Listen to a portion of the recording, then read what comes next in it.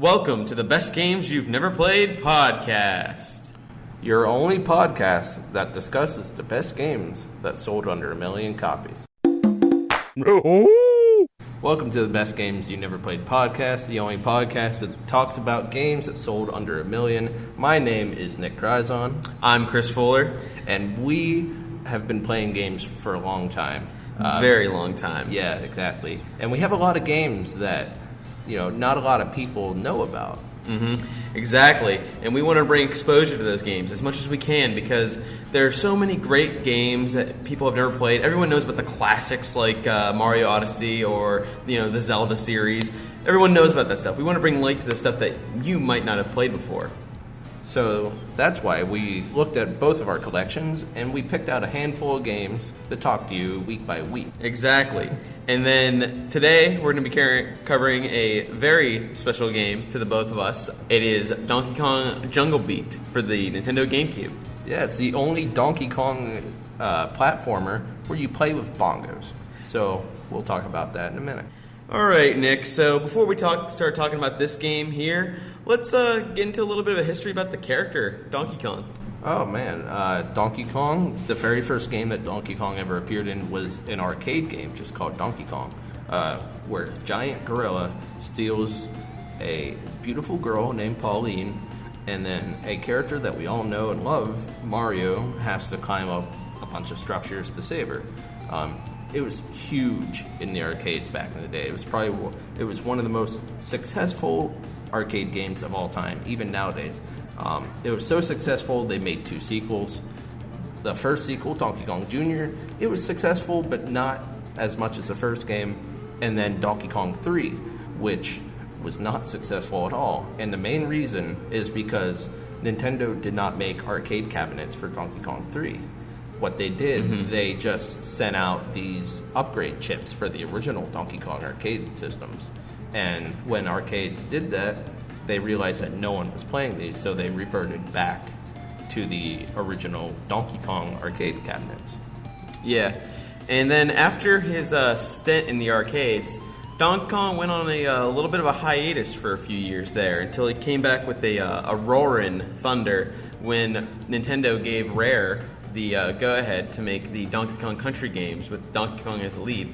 Donkey Kong Country 1, one of the top 5 best-selling games for the SNES. Very beloved game even to this day. People love that game. Did great. I love that game. I have not played too much of the Country series, but I've been meaning to get around to it, for sure. And then we got Donkey Kong Country 2, Diddy's Conquest. Diddy was the lead, but Donkey Kong was still in that one. Also, almost as well received as the first, or actually critically better received than the first one. I would say it's more well received. Overall, but the sales were just a little bit less, but not too much. Still sold great. And then the third one is a little bit more of a divisive game. That one sold pretty well too. Still a million seller for sure. But as far as looking back now, it's not quite as fondly looked at as the other 2 are for sure. So Donkey Kong Country 3 released 2 months after the Nintendo 64 came out. And by that time, there was a lot of characters that were already making the jump to 3D, like Mario and Link. But it took Donkey Kong 3 years before he got a title on the N64. And this title was a little different than the other ones. This was also developed by Rare, and they made it more of a Banjo-Kazooie style game more than a traditional platformer. And at the time, a lot of people really loved it. I'm hearing... As far as today goes, though, I hear that this one hasn't aged so well and people don't look too fondly on it anymore. What is your opinions on that? I think the reason people don't look fondly on it anymore is not necessarily the fact that it didn't age well, because I think it aged pretty well myself, but I think it was all about the level design. Having to switch characters a lot, at specific parts of each level, and each level being giant, so it takes forever to switch characters. I think that's a reason why people don't like it nowadays. Makes sense. A lot of gamers nowadays, and just people in general, want to kind of consume the media and get it done as fast as possible, Yeah, they want quick. Exactly. And then after Donkey Kong 64 came out, Donkey Kong went on a little bit of a hiatus, and that's because Microsoft ended up purchasing Rareware shortly after in the early 2000s to develop games for the Xbox. There was a game in development for the GameCube. It was Donkey Kong Racing. It was a sequel to the highly acclaimed Diddy Kong Racing on Nintendo 64. There was a trailer shown at E3 of that year, and that's all that there was for it, because once Microsoft bought Rare, that game was scrapped. Mm-hmm. And now, after that happened, it took quite a few years for this game to come out. It was a little under 6 years, I believe, for Donkey Kong Jungle Beat to come out.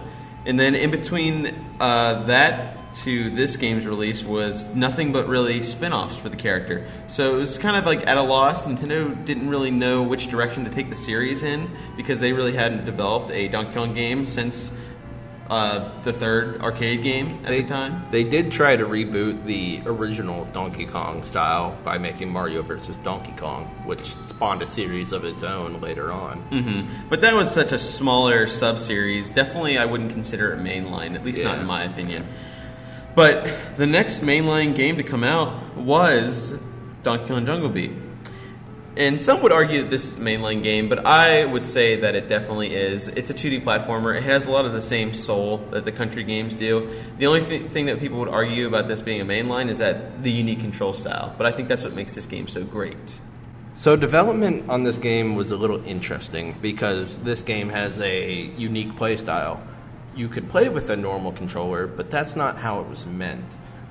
It was meant to be played with these conga controllers, which are kind of like bongos. They don't sound like them, but the way they look, they're like two barrels that are welded together.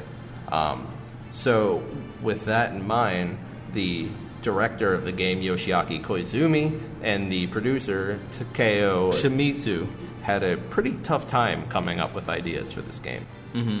And, I think they were really up for the task. Looking at it now, with the ability to retroactively see what they've done, it's pretty clear that these two are very important people for Nintendo, as far as bigwigs go nowadays. You got Yoshiaki Koizumi, who right now is the general director for the Nintendo Switch, one of the highest people in the company currently, and he has had development and artist work done for the Mario and Zelda series. So very, very acclaimed developer and employee for Nintendo for sure. And also with Takeo Shimizu, he's worked on some incredible games in the past. He's still working on stuff now, like the Super Nintendo and the original Nintendo mini consoles that they came out with. He worked on the UI for that, but he also did the original Smash Brothers, Star Fox 64, and Super Mario Sunshine. Now, you might wonder, dear viewer, dear listener, you might wonder why they would want to make a traditional 2D platformer with such a weird control scheme. Well, they knew that they kind of wanted to make a new Donkey Kong game, but then Shigeru Miyamoto encouraged them to go to a meeting about the Donkey Kong bongos, or the conga. Conga controllers. Yeah. And they thought, wow, this is really interesting. It was used for a rhythm game at the time, Donkey Konga, which is just, kind of what you expect, prototype to Guitar Hero kind of game with the bongos. But they decided, hey, games are getting a little bit too difficult to control now for your average player. And, Nintendo's always been open to finding new ways to control games so casual audience can enjoy them more. So that's what they did. They said, hey, we're going to make the 2D platformer a little bit simpler. We're going to make it easy to play, easy to beat, hard to master for sure. And then they said, let's do it. Yoshiaki Koizumi in 2004 said this to IGN. I'd been hearing from many people that recently control in games is difficult. And that's when I first had the desire to make a game that was simple and easy to understand. Until now, I've only made games that made use of the standard controller, so I wanted to at least make something that had a different form of input. It was then that I was introduced to the Donkey Konga controller. Mm-hmm. And In the beginning, they did say it was very hard, and they had to kind of rethink the way that they were going to make the game based on the controller. And I think that's just because they had never, before this game, they had never made a game without the use of a traditional controller. Nothing this crazy or innovative have they ever done before. So one of the interesting things that I have in my notes here was that they left out all the older elements from the Donkey Kong Country series, except for Donkey Kong himself and the bananas, because they thought that everything from those old games would be like tonally different. Like it just wouldn't fit the tone of Jungle Beat. Exactly. Which I thought was kind of interesting. Jungle Beat is definitely its own unique beast of a game. There's nothing quite like it on any system, I'd argue. There's nothing quite like it since either. Yeah, exactly. It's quite crazy. And then it was presented at E3 in 2004 with very positive reception, especially from casual gamers and female participants. Mm-hmm. And a nice little fun fact about this game is that it's actually the first E+10 rated game by the ESRB. First game to be rated that ever. Which is pretty interesting that a Nintendo game of all companies gets that honor. But after they showed it off at E3, there's not really many details that we could find about the game. They were just kind of refining all the levels, finishing up what needed to be finishing it, giving it that, that great Nintendo polish that we all know exists. Mm-hmm. And yeah, there wasn't too much we could find on the nitty gritty. Crunch time kind of part of development. But knowing Nintendo, they probably did like 20-hour days working on this game. Yeah, they put a lot of polish in their games. But other than that, the only really interesting thing left on the development is that it was later re-released on the Nintendo Wii with like a new play control kind of thing. Yeah, you used a Wiimote and a nunchuck to simulate bongos. Mm-hmm. Yeah, you had to shake them around, and it just wasn't the same, Yeah. So Donkey Kong Jungle Beat was released March 14th, 2005, but it only sold about 840,000 copies. Mm-hmm. And the reception for the game at the time by fans and critics alike was generally positive. Game Rankings has it as an 81. Metacritic an 80 from the critics and an 81 from the fans. IGN gave it an 8.8 out of 10, and G4 TV gave it a 4 out of 5. So it's definitely interesting to see why maybe this game kind of didn't do so well. Yeah, but even though the critics and fans both liked it, the game was around $80 back in the day, which is roughly like $105 nowadays, which is a lot of money. But that was mainly because you had to buy the extra controller. Mm-hmm, exactly. So do you think it failed because of the controller? In a way, yeah, I do. It might have caught some people's eyes whenever they were looking at the shelves of GameCube games there at the time and said, wow, that looks unique. My kids might like that.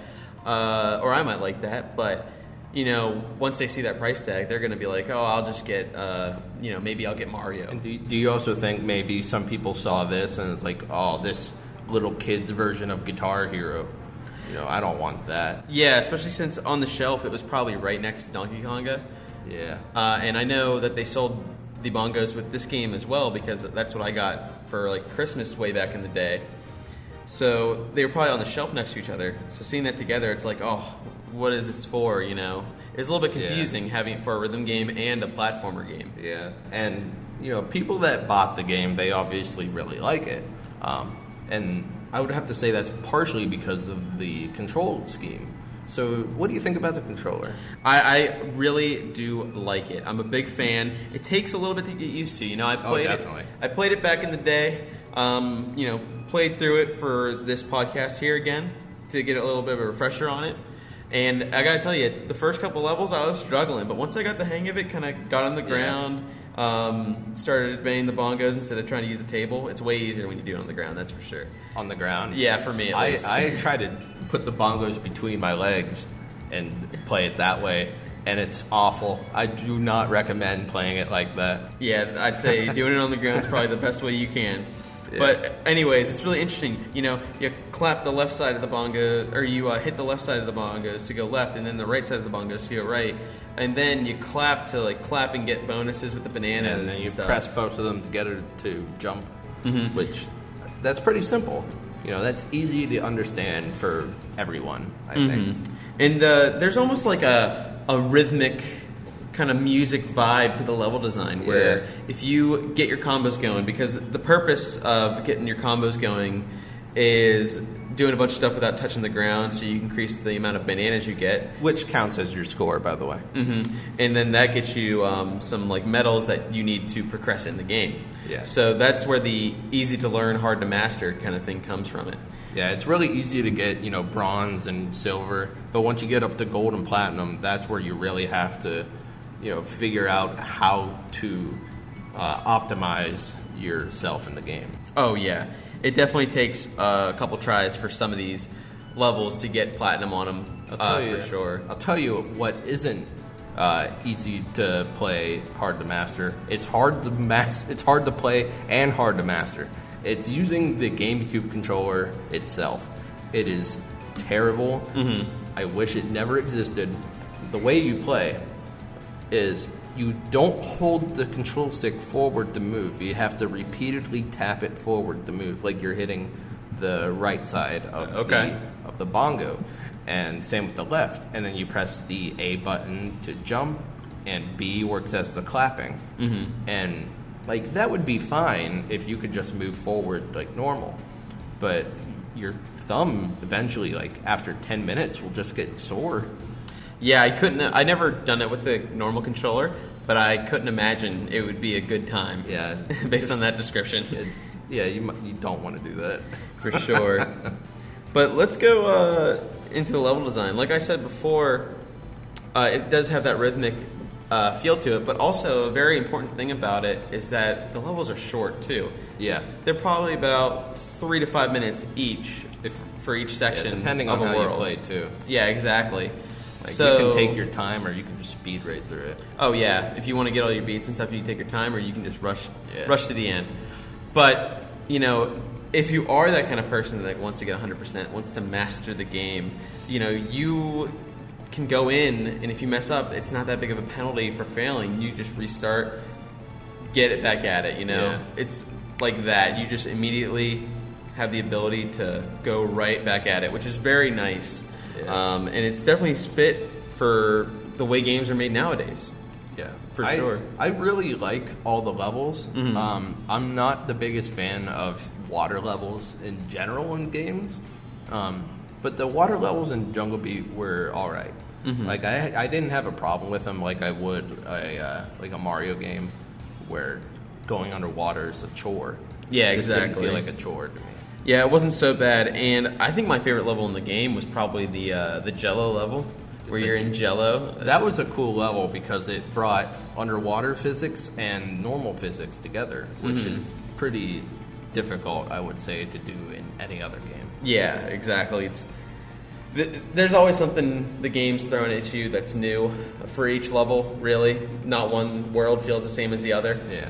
And, I think something that really lends to the feeling, like the atmosphere of the level designs, is the music of the game. And yeah, definitely the music and just the overall aesthetic appeal of the levels. Like you have your desert levels, you have your snow levels, your jungle levels, your water levels. There's even a level in space, but every level has a music track that fits that level perfectly. And it really helps you get in groove with the game. As you said, there is a little bit of a rhythm to it. Yeah, exactly. And, this probably has one of my favorite OSTs for the GameCube, as far as just general really fun tracks to listen to, even outside of the game. Yeah. Very, very good remixes of some classic tunes and good original tunes as well. Better than Donkey Konga. That's definitely for sure. And you mentioned the atmosphere of the game. And I think that's one of the game's strongest points, is that the atmosphere of this game is so well done and so detailed. there's just such small little things that I was noticing that I missed whenever I played it as a kid that I really appreciate. As we mentioned earlier, that's that Nintendo polish. Oh yeah, you have like the monkeys clapping with the beat of the song, like the little monkeys. Yeah. And then if you get kind of like a beat going, they get a little bit more energetic, and then they're always there, like cheering you on almost. It's really cool. And then how the enemies react to what you do is super animated. It's just really fun to watch. Yeah. So every world has 2 levels and a boss. Mm-hmm. So we talked about the worlds, but how do you feel about the bosses? Because I'm a little iffy on the bosses. The bosses, I thought, overall, were too easy. Yeah, that's why I'm a little iffy. Mm-hmm. And the fact is there's only 4 types of bosses. Yeah, exactly. So you have your angry Kong, where it's just like a straight up, Mortal Kombat fight. Yeah, kind of. Almost like a karate kind of fight almost. And then you have your bird type boss, which has a big egg that you gotta break. Then you have like a husk, I think that's what it's called in the game, a husk. Yeah, like an elephant type thing almost, or mammoth. Where it just shoots like these pineapple bombs at you, and you gotta avoid those while throwing them back. And then there's a 4th one. It's like what would you say that is? He throws like electrified watermelons. Oh, the pig thing. Yeah. Like a mutated pig almost. Yeah. That one's probably my favorite overall. Honestly, I think I like the Kong bosses the most. I think Really? that they're pretty tense, and I think that the Kong bosses have the best designs. Yeah, they for definitely sure. do. Every other boss is kind of uninspired when it comes to the character design. Yeah, that's probably the weakest thing about this game is that the enemies. I mean, like I said, they did have great animations and great reactions, but as far as just looking at their design on a piece of paper without the game in motion, they probably are the weakest part of this game. Yeah, I'd rather have the Kremlings from the original Donkey Kong Country. Yeah, these ones I are agree. fine, I think. Mm-hmm. But the main boss, like the final boss, the Cactus King, and then later on the Nasty King, I think it was. Yeah. Ghastly, something like that. Yeah, something like that. That was a really cool boss, I thought. Yeah, it definitely was, and it doesn't make up for the lack of excitement from the other bosses, because, like you said, there's only variations on each boss. Yeah.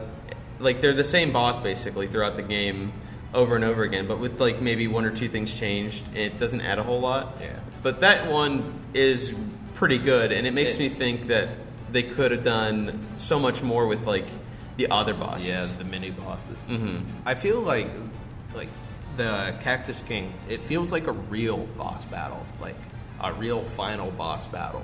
Yeah. Because there are different stages to it. Mm-hmm. First, you got to fight him while he's on his big pig thing, and once you get rid of that, it's just a one-on-one battle. Same with the Ghastly King. Yeah, exactly. And, that being, like, having the bosses be your biggest weakness of the game, honestly, is something that isn't too much to sneeze at, That's kind of been a thing in Donkey Kong games before. Mm-hmm. Like Donkey Kong Country, the first boss you ever fight is Giant Beaver that jumps around and then laughs at you. That's it. Yeah, I know you're definitely a little bit more well-versed in the series than I am. Yeah, so I can't really say much on that, but Donkey Kong Country 3 had probably the worst bosses out of any Donkey Kong game. Mm-hmm. But then I would put Jungle Beat, and then 1, and then Donkey Kong Country 2. Okay. I'm not going to put Donkey Kong 64 in there, because it's a whole different type of game. But the boss battles were good in that one, too. Yeah, for sure. And then just one last little tidbit here is that the graphics in the game, very good. Especially for the GameCube. Oh, yeah. It was great. I have an HDMI converter for my GameCube, and the graphics look like early 360 PS3 quality. Yeah. And I just play my GameCube on an old CRT TV, and it looks amazing. Yeah, it's probably one of the 3 or 4 best looking GameCube games that are out there. Yeah. Along with like Wind Waker and Paper Mario. I would definitely put it in the higher end. Yeah, for sure. But yeah, that's pretty much all I had to say about the game, unless there's something you want to add? Play this game if you haven't. You can go on eBay and find pretty good prices on Donkey Kong Jungle Beat with the bongos. I lost my original pair of bongos, so I went on eBay, paid about $12 for a pair of bongos for the game, and it worked amazing. Like, they're pretty much like brand new. Yeah, it is quite the unique experience if you're kind of in a rut with your games, or you just want to try something that nothing like you tried before. Definitely give this one a shot. Just keep in mind that if you get the Wii one, you cannot use the bongos on that. So you have to get the GameCube game for that. And I also wanted to mention that the game is not a very long game. You could easily beat it in about 5 hours, but it might take you about 7 or 8 hours if you try to 100% it. Yeah, exactly. But it's definitely worth it. You know, grab a friend, sit down, pass the bongos around. It'll be a great time. For sure. And with that being said, we'd like to preview you for the next episode. Yeah, what do we got for them next week, Chris? Next week, we'll be covering Megaman X Command Mission, the little-known Megaman RPG, once again for the GameCube. Yeah, I have not tried this game yet, and I'm super excited to. All right, guys. Well, hope to see you next time. Yep, I'm Nick. I'm Chris. And thank you for listening to the Best Games You Never Played podcast. The only podcast that covers the best games that sold under 1 million copies. 1 million copies. 1 million copies. 1 million copies.